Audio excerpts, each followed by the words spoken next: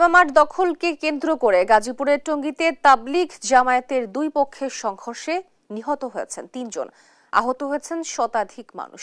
গতরাতে টঙ্গীর তুরাগ তীরে সংঘর্ষে এ হতাহতের ঘটনা ঘটে। স্থানীয়রা জানায়, মঙ্গলবার রাত ৩টার দিকে সাতপন্থীরা তুরাগ নদীর পশ্চিম তীর থেকে কামারপাড়া ব্রিজ সহ বিভিন্ন রাস্তা দিয়ে ইজতেমা মাঠে প্রবেশ করতে থাকে। এ সময় মাঠের ভেতর থেকে জুবায়েরপন্থীরা ইটপাটকেল নিক্ষেপ করে। জবাবে সাতপন্থীরাও পাল্টা হামলা চালায়। এক পর্যায়ে সাতপন্থীরা মাঠে প্রবেশ করলে উভয় পক্ষের মধ্যে ব্যাপক সংঘর্ষ শুরু হয়। এতে ৩ জন নিহত ও শতাধিক আহত হয়েছেন।